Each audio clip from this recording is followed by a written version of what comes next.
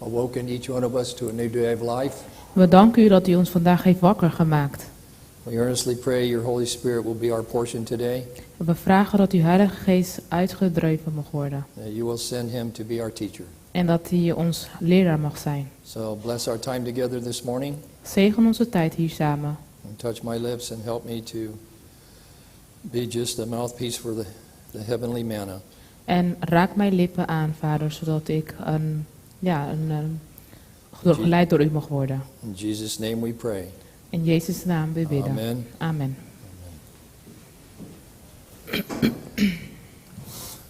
So we've been talking about our preparation for the latter rain.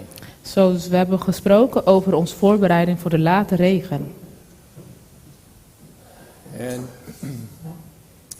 I mentioned yesterday that one of the prerequisites is that we are a victorious people.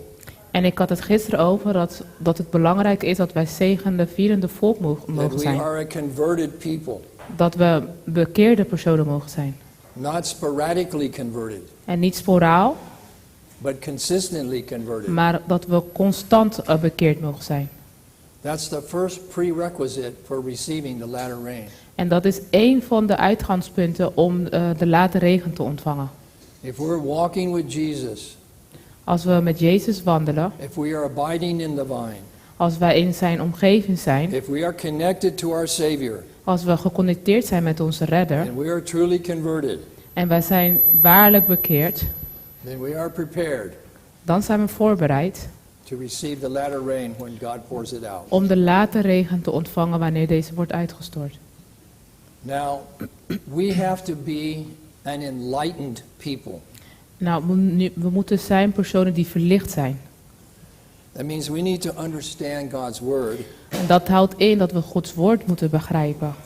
and we need to be able to articulate it or to share it or to speak it En we moeten capabel zijn om het goed te kunnen articuleren of te kunnen delen. not only theoretically, Niet alleen maar theoretisch, but experientially as well. maar ook uit ervaring. Because people are not so much interested in what we say, Want meestal zijn mensen niet zo geïnteresseerd in hetgeen wat we zeggen, but they pay attention to what we are. maar ze letten op wat wij doen. Okay, if our words and our actions don't match up, Want als onze woorden en onze acties niet samen zijn, then it's a disconnect. dan zie je dat het niet één is. And people are very quick to discern that. En mensen zijn gauw geneigd om daarover te oordelen. All right, 2 Timothy 2, you know this text, We gaan naar 2 Timotheus, verse 15. vers 14. Study 2 Timotheus to 2, show vers thyself 14. approved unto God, a workman that needeth not to be ashamed, rightly dividing the word of truth. Breng deze dingen in herinnering en bezweer hun ten overstaan van de Heer dat zij geen woordenstrijd voeren. Okay, the question is, De vraag is, how much are we studying? hoeveel studeren wij? How much time are you spending with the Lord? Hoeveel tijd besteed je met de Heer? Job said in Job 23:12, Job zegt in Job 2... Nee, Job hoeveel? How much? Job 23:12, 23:12. I have esteemed thy word, the words of his mouth, more than my necessary food. Het gebod van zijn lippen heb ik niet weggedaan, de woorden van zijn mond heb ik verborgen, meer dan het mij toegewezen deel. So we all just had a breakfast this morning We hebben deze ochtend alle ontbeten, because we know we needed it. omdat we weten dat we dat nodig If hebben. we skip it, Als we dat overslaan, we're going to be hungry. dan zullen we honger hebben. Did you skip your spiritual breakfast this morning? Heb je vanochtend je geestelijke ontbijt overgeslagen? Well, it's not a good idea. Nou, dat is geen goed idee. Okay. Brothers and sisters, if we're going to be able to give the three angels messages in the last hours of this earth's history, Broeders en zusters, als wij de 3 engelen boodschap willen delen in deze laatste tijd, we need to know this word dan is het belangrijk dat we zijn woord kennen. better than we know it now. Beter dan we dat nu kennen. Revelation 14. Openbaring 14. You're familiar with these texts. Deze teksten zijn bekend. Verses 6 through 12. Vers 6 en tot met 12. And I saw another angel fly in the midst of heaven, having the everlasting gospel to preach unto them that dwell on the earth, and to every nation, and kindred, and tongue, and people. En ik zag een ander engel die hoog aan de hemel vloog en hij had het eeuwige evangelie om dat te verkondigen aan hen die op de aarde wonen en aan alle naties, stam, taal en volk. We not only need to understand this gospel, We moeten het niet alleen maar begrijpen, but we also need to experience it. maar we moeten het ook ervaren. It has to be taken out of the theoretical realm and put into the practical experience of God's people. We moeten het uit die theorie halen en praktisch maken in ons leven. Because our understanding of the gospel Omdat ons begrip over het evangelie is totally different is totaal anders than the world's understanding of the gospel. dan wat de wereld daarover begrijpt. And when we start to preach it with power, the opposition is going to rise. En als wij krachtig het woord verkondigen, dan zul je zien dat ze zullen opstaan. And we have to be able to defend our position from the word. En we moeten onze positie kunnen verdedigen vanuit het woord. I think I mentioned this text the other night in Hebrews 4, verse 2. Ik denk dat ik deze tekst eerder heb benoemd, Hebreeën 4, vers 9.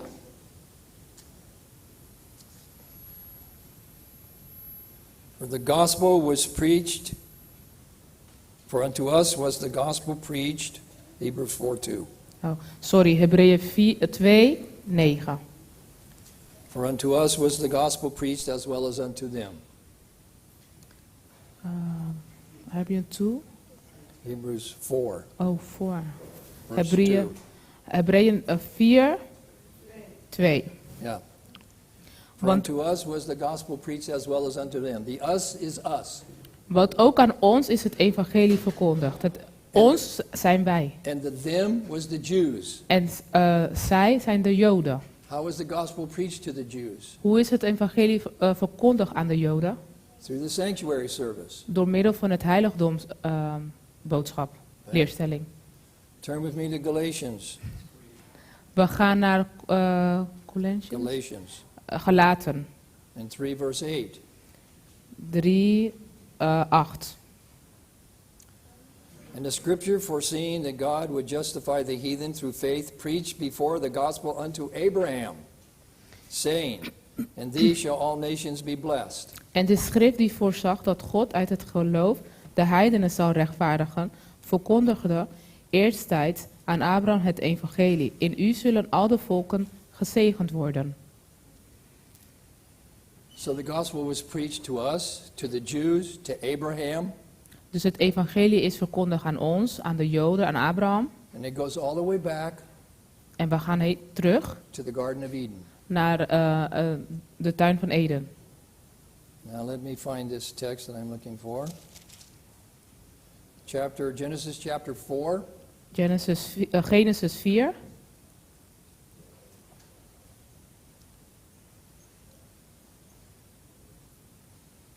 I'll read it and then we'll focus in on a couple of verses.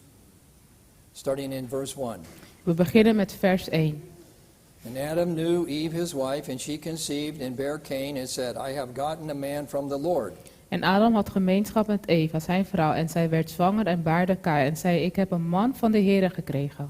And she again bare his brother Abel. And Abel was a keeper of sheep, but Cain was a tiller of the ground. En zij baarde opnieuw zijn broer Abel. Abel werd herder van kleivee en Kain werd bewerker van de aardbodem. Verse 3. Vers 3. And in the process of time, it came to pass that Cain brought of the fruit of the ground an offering unto the Lord. En het gebeurde na verloop van de dagen dat Kain van de opbrengst van de aardbodem aan de Heere een offer bracht. And Abel, he also brought of the firstlings of his flock and of the fat thereof. And the Lord had respect unto Abel and to his offering. Ook Abel bracht een offer van de eerstgeborenen van zijn kleivee en van hun vet. De Heere nu sloeg acht op Abel en op zijn offer. But unto Cain and to his offering he had not respect. And Cain was very wroth, and his countenance fell. Maar op Kain en op zijn offer sloeg hij geen acht. Toen ontstak Kain in grote woede en liet hij zijn hoofd zakken. Now this term in verse 3, Dus wat er staat in vers 3, de in the term, process of time.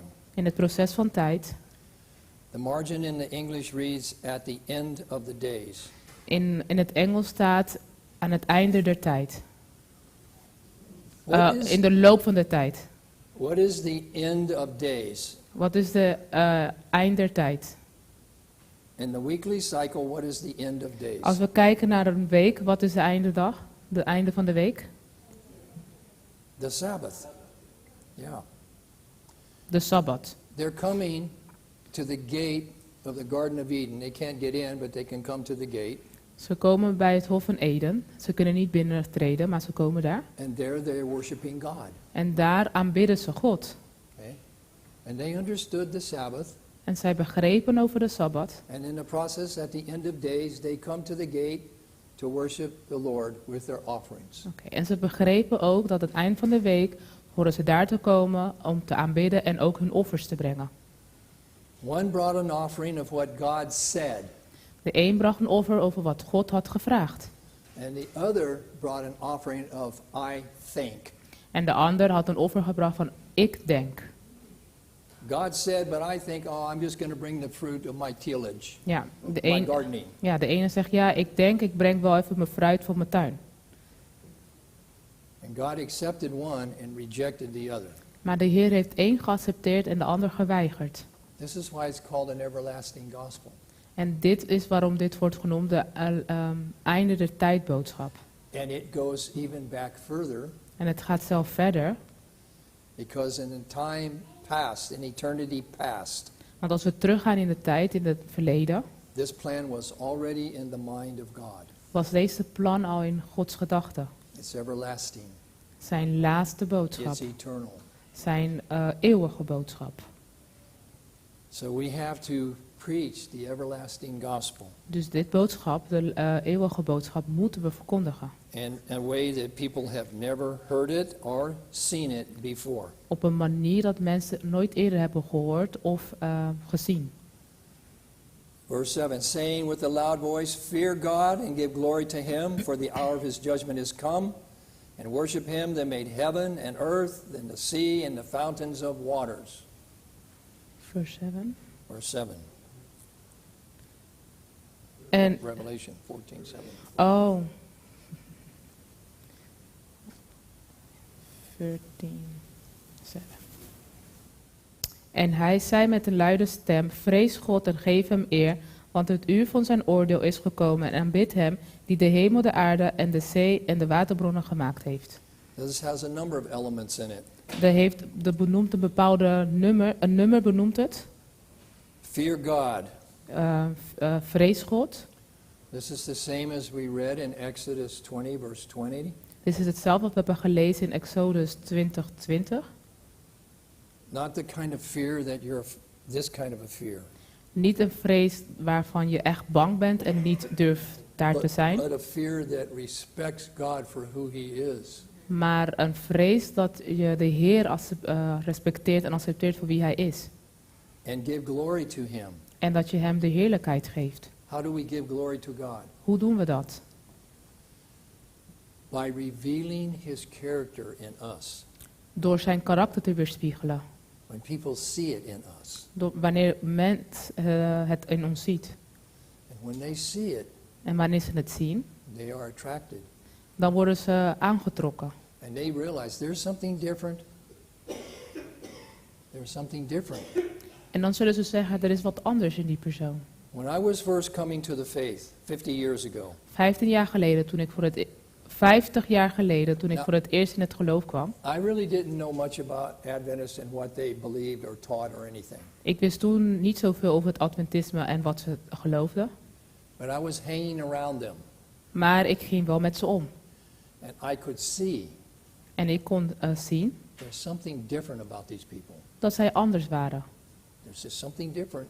Er was wat anders. They're not like all the other people I see in the world. Zij waren niet hetzelfde als de andere mensen die ik zie in de wereld. They're intelligent. Ze waren intelligent. They have beautiful women. Ze hebben mooie vrouwen. Well, we do. Dat hebben we. We do. They're talented. Ze zijn getalenteerd. They dress nice. Ze zien er netjes uit. They live in nice homes. Ze wonen in mooie huizen. They have families that are united. Ze hebben familie die verenigd I zijn. could see these things. Ik kon deze dingen zien. Okay. And I was attracted to that. En dat trok mijn aandacht. Yeah, I like some of that Ik zei, oh ja, dat vind ik wel mooi. because I was in the world. Omdat ik in de wereld was. I was used to everything opposite. Ik was gewend aan het This tegenovergestelde. was attractive to me. Dus dit was aantrekkelijk voor mij. We should be like flowers We moeten als bloemen zijn. that smell really good. Die heerlijk ruiken.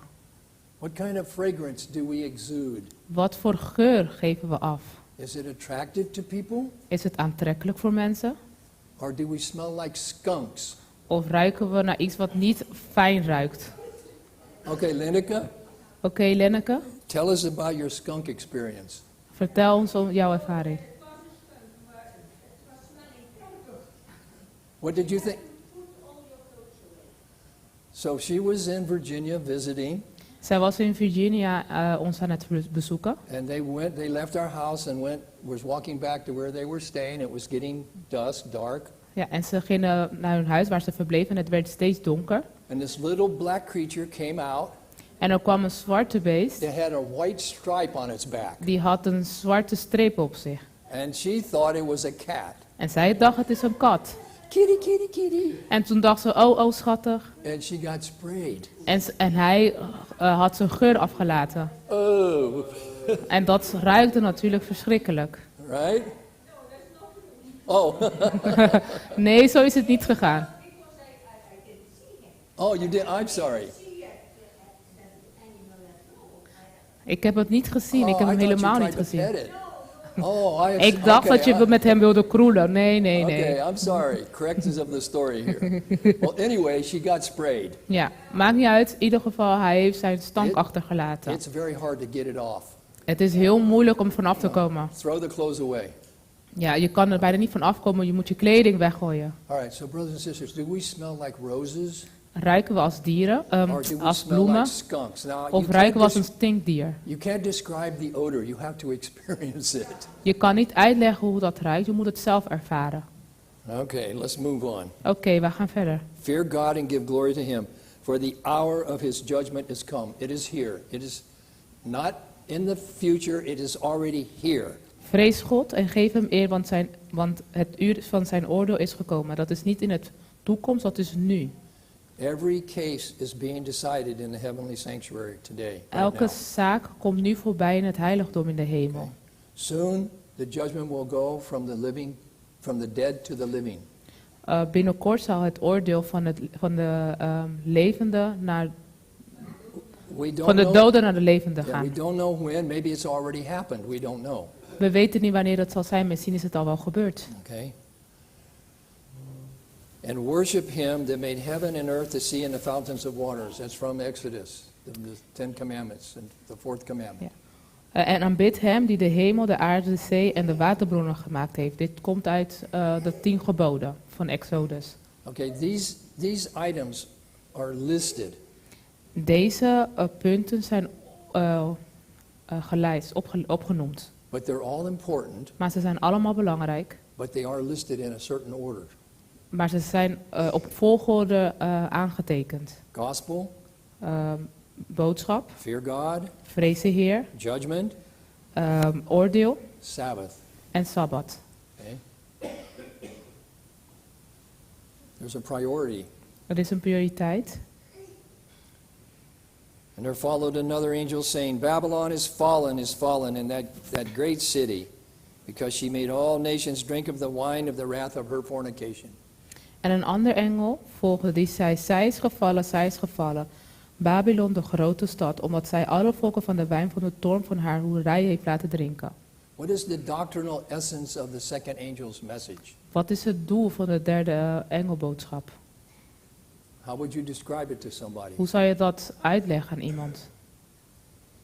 Well, the name Babylon means what?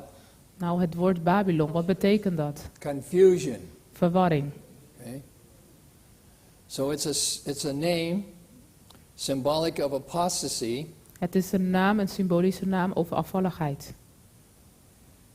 Ever since the days of Babel, Sinds in de tijd van Babel. an ecclesiastical system Een ecclesiastische tijdsperk. which exalts the human in the place of the divine.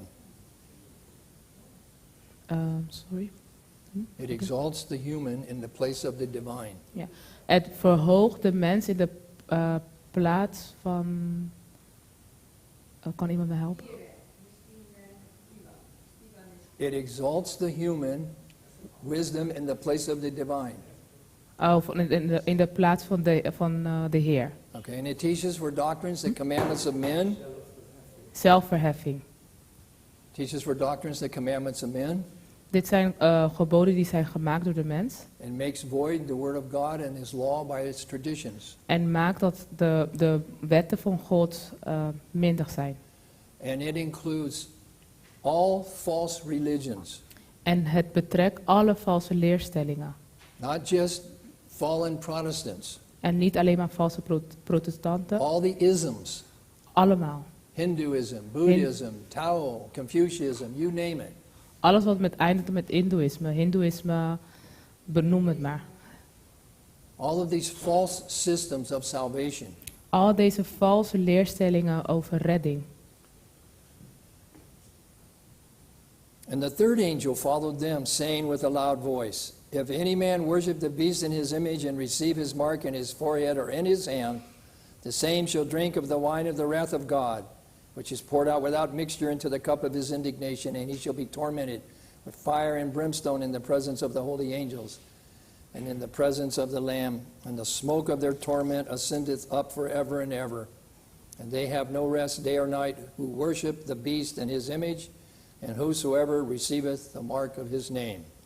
Oké, vanaf vers 10. Dan zal hij ook drinken van de wijn van de toorn van God, die onvermengd is ingeschonken in de drinkbeker van zijn toorn, en gepijnigd worden in vuur en zwavel voor het oog van de heilige engelen en van het lam. En de rook van hun pijniging stijgt op tot in alle eeuwigheid, en zij die het beest en zijn beeld aanbidden hebben dag en nacht geen rust, evenmin als iemand die het merkteken van zijn naam ontvangt. How would you explain the essence of the third angel's message to somebody if they ask you? Ja, hoe zou je dit kunnen uitleggen, het doel van de drie engelen boodschap, als iemand dit hierom vraagt? Well, it's the final warning Het is de laatste waarschuwing of God's love, over Gods liefde, his mercy, zijn genade and his justice en zijn rechtvaardigheid to a fallen world. naar een gevallen wereld. And it contrasts the mark of the beast with the seal of God. En het heeft een contrast van het merkteken en de redding van God. We need to be an enlightened people. We moeten een licht zijn voor de mensen. We need to know this word. We moeten zijn woord kennen. We need to be able to explain it and articulate it. We moeten capabel zijn om het te kunnen uitleggen. And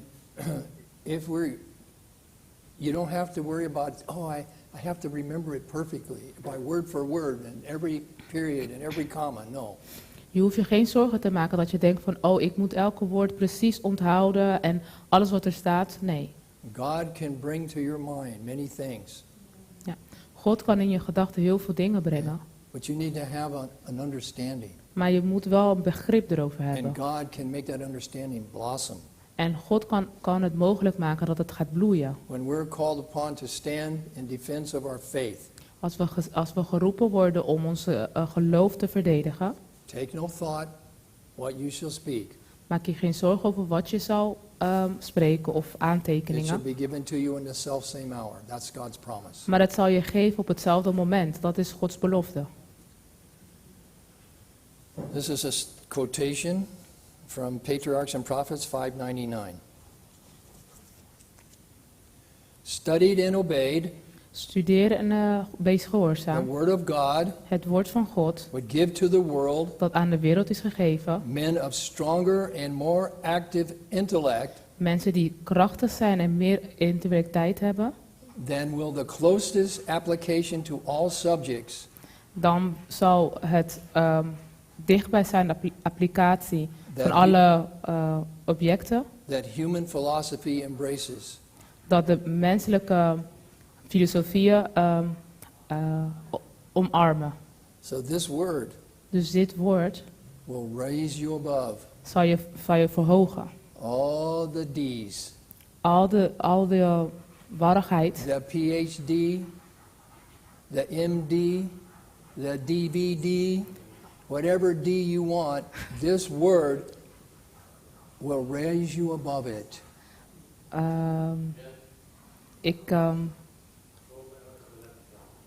Boven wat? Oké, ja, dus alles wat warrig is of wat niet letterlijk is, dat de woord van God zal je daarboven verheffen. I'm not an intellectual, Ik ben niet intellectueel and I doubt anyone in this room is an intellectual. en ik denk dat niemand hier in deze ruimte dat is. But we are promised God will give us the mind of Christ. Maar we hebben Christus beloofd dat we zijn geest zouden hebben. And let me tell you, En laat me u vertellen, Christ is an intellectual. Jezus Christus is het wel intellectueel. The question is asked sometimes, who is the greatest theologian in the New Testament? Soms is wel eens gevraagd, wie is de grootste theoloog in het Oude Testament Most New Testament. en het Nieuwe Testament? Yeah. Most people would say Paul. De meesten zullen zeggen Paulus. No, who is the greatest intellectual in the New Testament? En Jesus. wie is de grootste intellectueel in het Oude Testament? Jezus Not Christus. Paul was smart, Paulus was slim, but Jesus is smarter. maar Jezus is veel slimmer. Okay? You understand? Snapt u dat? All right. Enlightened also means memorization. Jezelf verlicht hebben betekent ook dat je moet kunnen onthouden en memoriseren. Psalm 119, 111. Psalm 19. 119, Ja. 119, Oh, 111. oké. Psalm 119, 11. You know this text? Herkent u deze tekst? Thy word have I hid in my heart, that I might not sin against thee. Ik heb uw beloften in mijn hart opgeborgen, opdat ik tegen u niet zondigt. Deuteronomy 6:6. Jeremia's 6:6. 6:6. And these words which I command thee this day shall be in thine heart. Want Here. Deuteronomium. Deuteronomy. Ja, Deuteronomium 6:6. These words which I command thee this day shall be in thine heart. Deze woorden die ik u heden gebied moeten in uw hart zijn. Deuteronomy 11:18. Deuteronomium 11:18. Therefore shall ye lay up these words in your heart and in your soul. Daarom moet u deze woorden van mij in uw hart en in uw ziel printen. Bind ze als een teken op uw hand en ze moeten als een voorhoofdsband tussen uw ogen zijn. Well, we could give many other texts that indicate this need to get this word into our minds. We kunnen zoveel meer andere Bijbelteksten erbij halen die laten zien hoe belangrijk het is dat we de Bijbel in ons hoofd printen. If you get it in Als je het binnenkrijgt and you have a problem getting it out, en je hebt een probleem om het te delen, and as we get older that becomes more of a problem. en hoe ouder we worden, wordt het alleen maar lastiger. If you get it in, Dus als je het binnen hebt, God can get it out. kan de Heer het eruit krijgen. He can bring it to our remembrance. Hij kan het in ons gedachten brengen. He can give us words to speak. Hij kan ons woorden geven om het uit te spreken. All right, so we need to be an enlightened people. Dus we moeten een licht zijn. It's part of the preparation for the latter rain. Het is een deel voor de voorbereiding voor de late regen. Then we need to be a praying people. Dan moeten we ook een volk zijn van gebed. Well, the disciples were watching Jesus carefully, De discipelen keken aandachtig naar de Heer. and they finally put it together. En uiteindelijk hadden ze alles samen kunnen voegen. In Luke chapter 11, verse 1, In Lucas 11, vers 1. it came to pass that as he was praying in a certain place, when he ceased, one of his disciples said unto him, Lord, teach us to pray, as John also taught his disciples. En het gebeurde toen hij ergens aan het bidden was, dat een van zijn discipelen tegen hem zei, toen hij ophield, Heere, leer ons bidden, zoals ook Johannes, zijn discipel, geleerd heeft. They began to put it together. Ze begonnen alles samen te voegen. His power, Zijn kracht, his love, zijn liefde, his self-sacrifice, zijn opoffering, his miracles zijn wonderen. were all connected with his prayer life. Alles was samengevoegd met zijn gebedsleven. And they realized their great need. En ze beseften hun noden. Do we realize our great need? Beseffen wij onze noden? Okay, we could have an exercise right now. Oké, we kunnen nu een training doen. I could say, okay, everybody, take a deep breath Ik kan bijvoorbeeld zeggen, nou oké, iedereen adem diep. and hold it. En hou het vast. Don't let it out. Don't breathe anymore. Just hold it. Niet uitademen, alleen maar vasthouden. How long can you last? Hoe lang kan je dit volhouden? How long can you stay underwater? Hoe lang kan je onder water blijven? Not very long. Niet heel lang. That's how people drown. Dat is de manier hoe mensen verdrinken. They have a breath, Ze hebben adem, but they're running out of air. maar ze verliezen adem. And the natural reflex En de reflex, de natuurlijke reflex, is to try to breathe again. is om weer te ademen. And instead of air, En in plaats van lucht they get water krijgen ze water in their lungs. in hun longen. And that's how they drown. En op deze manier verdrinken ze. It's the same spiritually. Dat is hetzelfde geestelijk. If you don't pray, Als jij niet bidt, you're going to drown spiritually. zul je geestelijk ook verdrinken.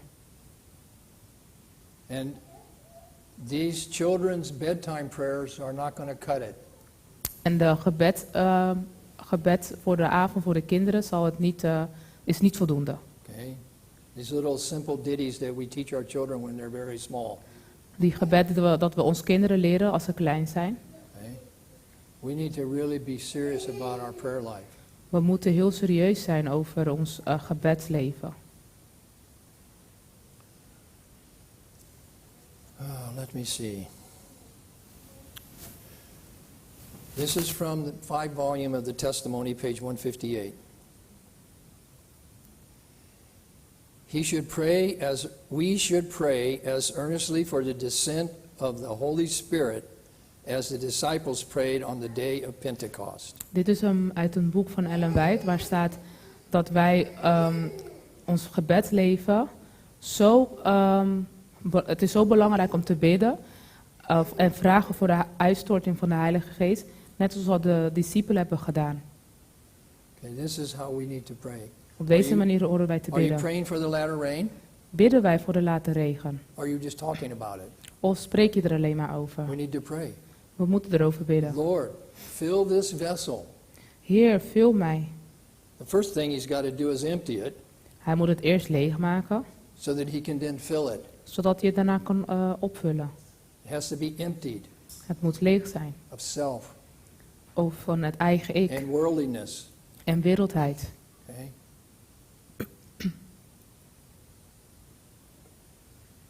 I don't want to step on any toes here. Ik wil op niemands tenen staan. But if I was to ask you a question, Maar als ik jou een vraag stel, probably a lot of you would know the answer to it. velen van jullie zullen waarschijnlijk het antwoord weten. Who won the World Cup? Wie heeft de Wereldcup gewonnen? What did she say? Jezus. Well, that's a good answer. Dat is een goed antwoord. Europeans go crazy over this stuff. De Europeanen gaan er helemaal op los. And Americans also went crazy. En de Amerikanen natuurlijk ook. Now, I looked at some news reports. Ik zag nieuws. We have stadiums in America that will hold 70,000 people. We hebben stadions die werden gevuld met 7000 mensen. 17.000. 70.000. 17. And they were sold out. En het was uitverkocht. If you wanted to get a ticket in the final, Als je een eentreekaartje wilde kopen voor het finale and you waited to the last minute, en je zou wachten tot het laatste moment, you know how much it would cost? weet je hoeveel dat zal kosten? $10,000. $10.000. And there were some people that probably paid that. En er zijn mensen die waarschijnlijk dat hebben betaald. Okay?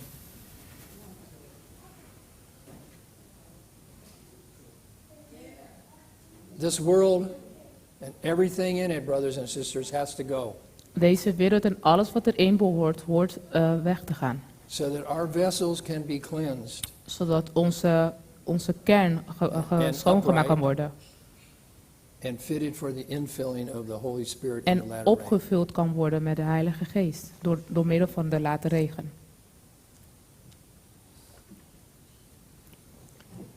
The kingdom of God suffereth violence, and the violent take it by force. Matthew 11:12. Het koninkrijk van God heeft gewelddadigheid. The kingdom of God suffers violence, Heeft gewelddadigheid geleden. and the violent take it by force. En de gewelddadigheid is door. Force. The violent take it by force. Help her out. Met geweld weggenomen. Okay, Matthew 11:12. Matthäus 11:12. What does that mean? Wat betekent dat? Because God is not a God of force. Want God is niet een God van opdringen of So forceren. how do we understand this text? Dus hoe kunnen we dit begrijpen? Well, this is how we understand it. Maar op deze manier begrijpen we het. The violence here met is a holy earnestness such as Jacob manifested. De gewelddadigheid is een manier van manifestatie, net zoals het toen met Jacob is gebeurd. That's from the book That I May Know Him. Dat is van het boek dat ik hem mag leren It's a kennen. devotional, page 272. Het is een wijding van de Ellen White. Okay. So the kingdom of heaven suffereth violence, and the violence take it by force. Matthew 11:12. Ja. The violence here met is a holy earnestness, such as Jacob manifested. Ja. Dus het koninkrijk der hemelen heeft geweld aangedaan en gewelddadig grijpen het. Dat is door Jacob. Jacob Geschreven. clung to the angel. I will not let thee go except thou bless me. Jacob heeft zich vastgeklampt aan de engel en hij zei: ik zal niet loslaten totdat u mij zegent. That's what it means. Dat is wat het inhoudt. The earnestness that our prayers have. Zo dringend moet ons gebedleven zijn. How serious are we about them? Hoe serieus nemen wij dit? Prayer has a twin sister. Het gebedleven heeft een tweelingzus. Do you know what the twin sister of prayer is? Wie weet wie de tweelingzus is? Of wat de tweelingzus is? Faith. Geloof. The twin sister De of tweelingzus is prayer geloof. is faith.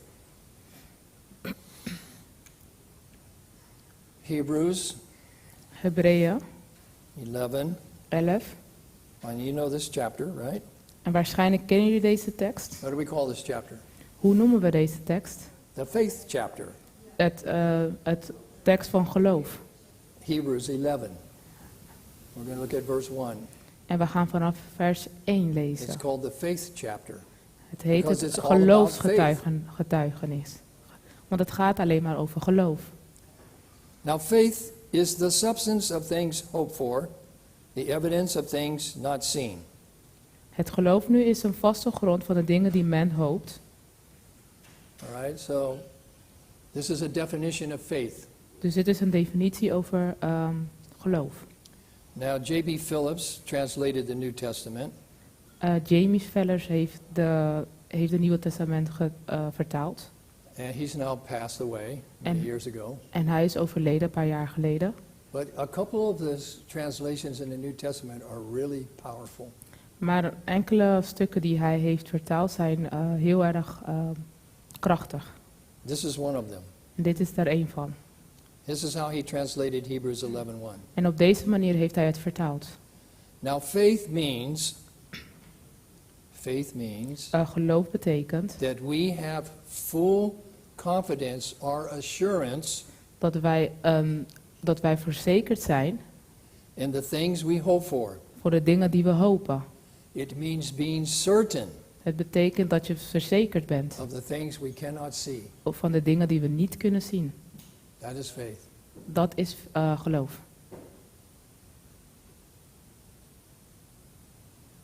In Patriarchs and Prophets, page 126, referring to Abraham. In Patriarchen en Profeten hebben ze het over Abraham. I have to think about this for a second. Ik moet er hierover nadenken.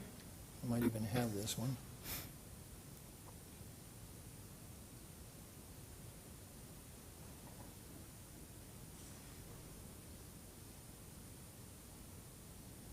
Faith is the assurance of God's word without the least outward evidence of its fulfillment. Geloof is zekerheid hebben in het woord van God, ondanks dat het niet in vervulling is gegaan. God said it. God heeft het gezegd. I don't know how he's going to bring it to pass, Ik weet niet hoe hij het in vervulling zou laten gaan, but I believe it. maar ik geloof het. Because if he says it in his word, Omdat als hij het zegt in zijn woord, we're told 3 times in the Bible, God is not a man that he should lie. want er is 3 maal benoemd in de Bijbel dat God niet iemand is die liegt. So this word is always true. Dus zijn woord is altijd waarheid. Okay? It works under all circumstances, En het werkt voor alle omstandigheden, all situations, alle situaties. visible and invisible. Zichtbaar en onzichtbaar.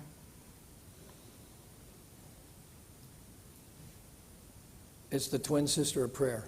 De tweelingzus van gebed.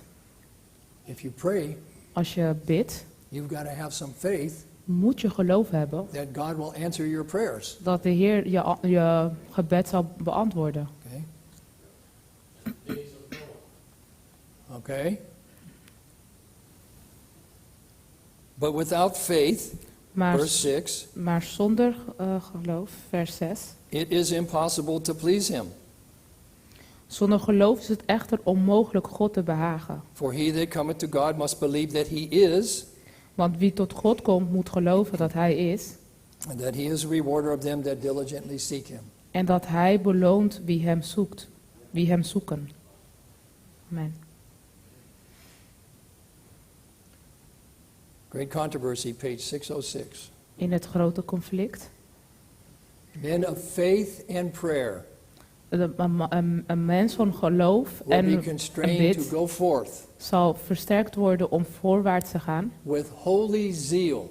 Met holy zeal. Holy zeal. Met ijverigheid. Okay? Declaring the words which God gives them. En hij declareert het woord dat God hem heeft gegeven. They cannot hold their peace Ze kunnen hun vrede niet houden. under the power of the latter rain. In de kracht van de late regen It's called a loud cry. zal er een luide roep zijn. Everybody will hear it, En iedereen zal het horen. no matter where they are on this earth. Maakt niet uit waar ze zijn in deze wereld. Every living person will hear it. Ieder levende persoon zal het horen. The call, De roeping. come out of her, my people. Kom eruit, mijn volk. This is the final warning. Dit is de laatste waarschuwing. Get on the ark. Kom in de ark. The storm is coming. Want de storm is nabij. And the people who are sincerely seeking the Lord will hear the voice. En de mensen die waarlijk op zoek zijn naar God zullen zijn stem horen. And they will accept the call. En zij zullen de roeping accepteren. We're told many will come out of Babylon. En er is gezegd dat velen zullen eruit komen. And nothing will hold them back. En niks zal ze tegenhouden. No church, Geen no gemeente, pastor, geen pastoor, not even a wife or a husband. geen predikant, geen vrouw, geen man. Nothing will hold them back. Niks zal ze They tegenhouden. will come out. Ze zullen komen. 606. In Luke 17:5, the disciples, the apostles, said unto the Lord, increase our faith. In Lucas 17:5 staat geschreven: En de apostelen zeiden tegen de Heer: vermeerdert ons het geloof. How is your faith today? Hoe is jouw geloof vandaag? On the faith meter, Als we kijken naar een geloofmeter, 0, 0, 100. 101. Where are you at on the meter? Waar kan je jezelf plaatsen in de meter? 5, 5, 25, 25, 50, 40, 100. 101. Your faith can be increased, 100. brothers and sisters. Oh, I'm so weak in faith. Oh, come on, that's pathetic. We kunnen niet zeggen van, oh, ik ben zo zwak in geloof. Dat is zielig. There's no reason to be weak in faith. Er is geen reden om zwak te zijn in geloof. Okay? Faith can be increased. And how do you increase your faith? Geloof kan vermeerderd worden. En hoe kunnen we dat doen? Romans 10:17. Romeinen 10, Faith 17. cometh by what? Geloof komt Hearing.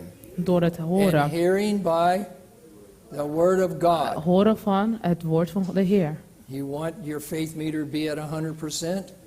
Hij wil dat je geloof in een meter 100 is. Go to the word. Ga naar het woord. And look at what God has done for his people in the past. En kijk wat de Heer heeft gedaan voor zijn volk in het verleden.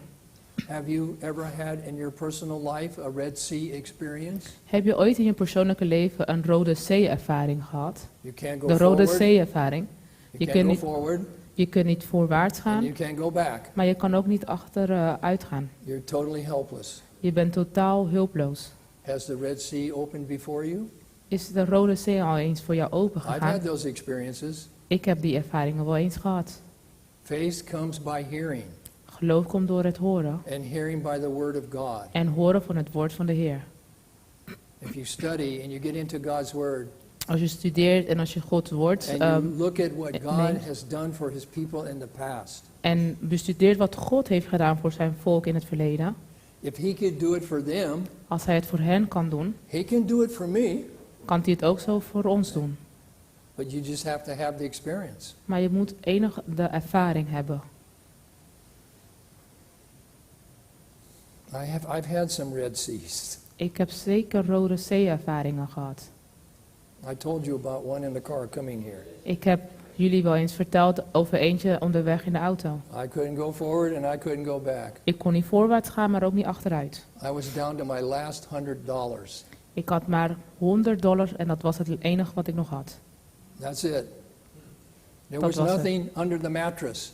Er was niks onder de matras. There was nothing in the bank. Er was niks in de bank. There was only $100 in my wallet. Ik had enig nog $100 And that was it. en dat was alles. Finney. Klaar. Okay? And I was at a Red Sea. En ik stond voor de Rode Well, I Zee. could tell you the story, but Ik kan je het verhaal my vertellen, time maar, is almost up. maar mijn tijd is bijna om. My wife went out to the mailbox, Mijn vrouw is naar een mailbox. and I was hoping something would come in for the ministry. Oh, mijn vrouw is naar de brievenbus gegaan en ik hoopte dat er iets uitkwam. And I said, anything? Oh, And if- just a letter from my parents. En ik vroeg haar, zit er iets in? Zij zei, oh ja, maar een brief voor mijn ouders. Oh, okay, that's nice. Zij zei, oké, dat is mooi. And she opened it up, En zij opende het and she pulled out a check, en ze had een check in haar handen. $5,000. $5.000. Okay? The Red Sea just opened before me. De Rode Zee ging ineens voor me open. And the thing about this $5,000, we asked this person once before to help us, and he said, don't ever ask me for money again. Click. En het bijzondere van deze $5.000 is dat wij deze check kregen en die persoon had ons gezegd, vraag mij nooit meer om hulp. And he hung up the phone on me. En hij hing de I telefoon didn't op. ask him. Ik heb hem niks gevraagd. God did that. De Heer heeft dat gedaan. God opened that Red Sea for me. De Heer heeft de Rode Zee voor mij And I've had other geopend. experiences in my ministry like that. En ik heb meer ervaring in mijn ministry zoals You die. want more faith?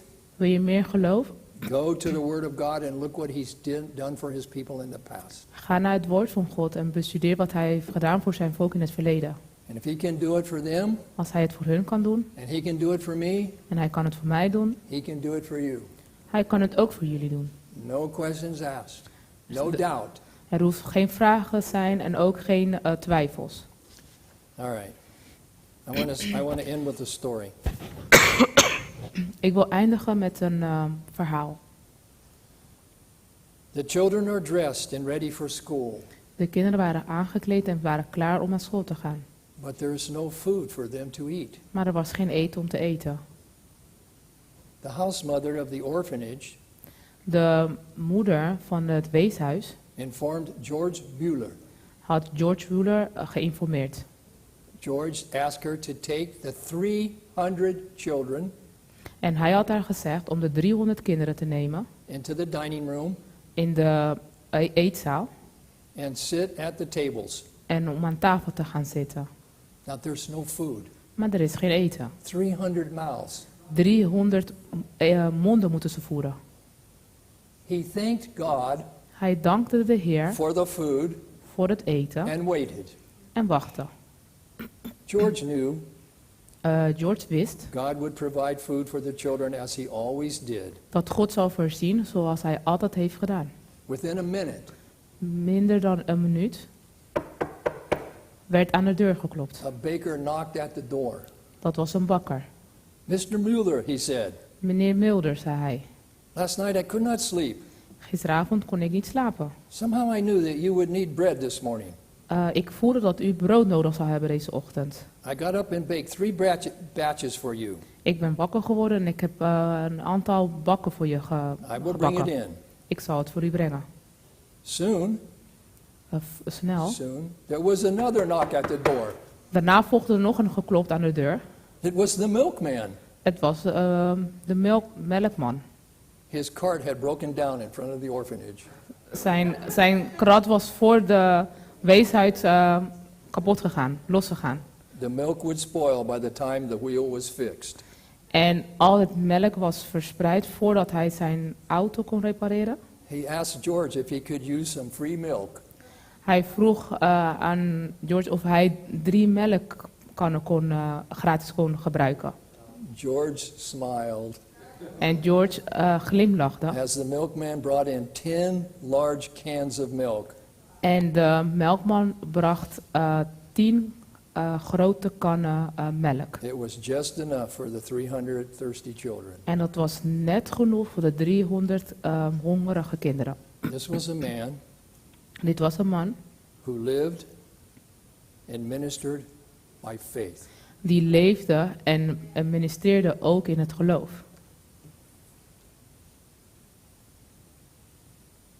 We have to have this kind of faith, brothers and sisters, for the last days. Zulk geloof hebben we nodig voor deze laatste tijd, broeders en zusters. When every earthly support will be cut off, Wanneer elke wereldse support zal verbroken worden, when God led the children of Israel into the wilderness, wanneer God zijn volk door de wildernis laat gaan, no water, geen water and the food was running out. en het water was bijna uitgedroogd. Almost 1 million people, Bijna 1 miljoen mensen, plus flocks and herds. plus Flocks and herds. flocks en earth. Sheep and cattle. Oh, schapen en kamelen. Okay. Did God take care of that? Zorgde de Heer daarvoor? Everybody got fed. Iedereen werd gevoed. Everybody had water. Iedereen kreeg water. You want more faith? Wil je meer geloof? Go to the Word. Ga naar het woord. And your faith meter will be at 100, En je geloof zal tot 100 zijn, not at 25. niet 25. 25 is not going to cut it. 25 is niet voldoende. It's got to be 100. Het moet 100 zijn. These are necessary Dit is nodig. preparations for the latter rain. Dit is nodig om ons voorbereiden voor de late regen. There's not going to be any health insurance anymore. There's not going to be any pension, no retirement. Your money's not going to be able to be used. Er zullen geen ziekenhuizenmogelijkheden zijn. Er zullen geen hulpzorg zijn. Je geld zal niet voldoende zijn. The gas tank's going to be empty. De benzinestations zullen leeg zijn. The electricity's turned off. De elektriciteit zal er niet zijn. Then we're going to have to live by faith. Broeders en zusters, we moeten echt leven dan in geloof. And our prayers En ons gebed are going to have to go up to the God who answers prayer. moet opstijgen naar God die antwoorden geeft. I want this experience, brothers and sisters. Deze ervaring wil ik, broeders en How about zusters. you? En jullie? God is faithful. God is trouw. He will not suffer you to be tempted above that ye are able.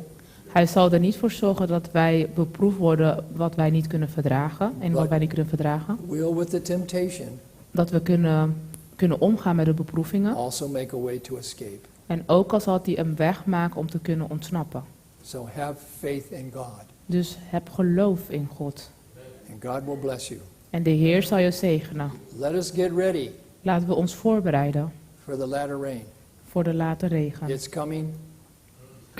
Pray for it, Het komt eraan, bid ervoor, work for it, werk ervoor and believe it, en geloof het. and God will bring it. En de Heer zal het brengen. It's going to happen sometime. Het zal ooit moeten gebeuren. It's going to happen in my generation, Het zal gebeuren in or it's mijn going to happen in generatie this sister's generation, of in de or it's going to zustergeneratie happen in the generation of this child on her lap. of in de generatie van dit kind But op it haar will schoot. happen. Maar dat zal gebeuren. Let's live and work for the Lord to hasten the day of His soon return. What do you Laten say? we leven en werken voor de Heer, want in de tijd dat er zal aankomen. May God bless us to this end. Dat de Heer ons mag zegenen in deze eindtijd, Is my prayer in Jesus' name. is mijn gebed in Jezus Christus. Amen. Amen. Let us pray. Laten we bidden.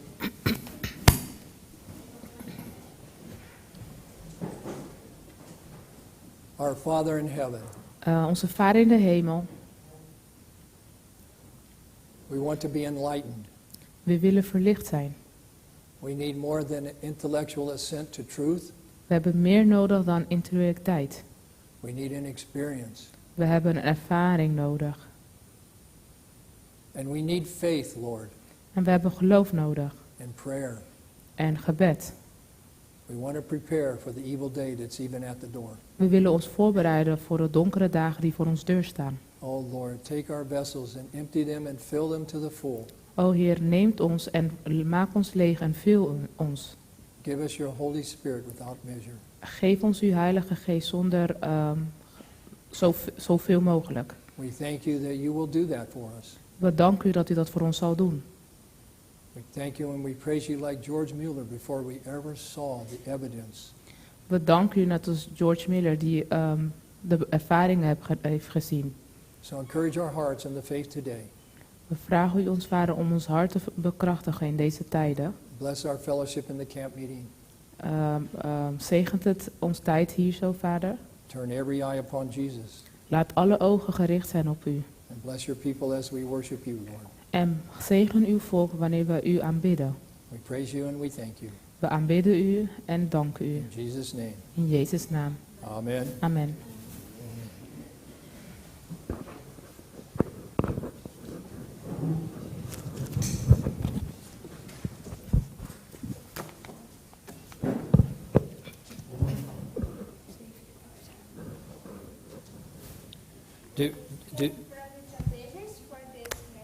We danken broeder John Davis voor deze boodschap.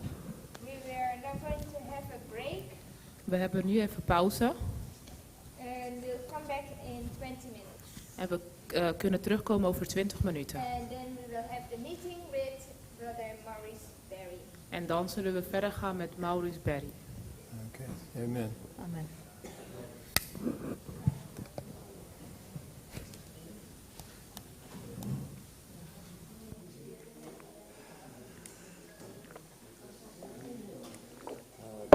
Thank God for you, John.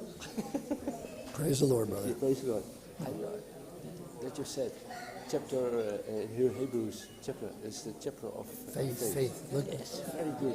yeah, the whole chapter is about the faith of the people in the past. Yes. What they did by faith, with no evidence of how God would take care of it. Very, very good. Very good. Thank you. You did well. It'll be the same tomorrow. Oh, you're not tomorrow. May I look Yes, at I your will little be Bible? tomorrow. May I have a look at your little Bible? Yes, you may. But I have a little problem with my Throat? yes. Okay. I hope it will not. Can you get some Ricola? Ricola? Yeah, it's a little mouth drop made in Switzerland. It's very good for your throat. I will ask Naomi today. Okay. I don't have it. Okay. Come and see me. I have some. Okay. I will get some for lunch. I'll bring them at lunchtime. Okay. Okay. You can't get it anymore. It's out of print. There are other ones, different ones. Also small. It What- is only the New Testament. Psalms and Proverbs. Oh yeah. Also. Oh, beautiful. Yeah. See in the back, the Psalms Yeah. and Proverbs. Yeah. But this one's out of print. And it's also a red letter.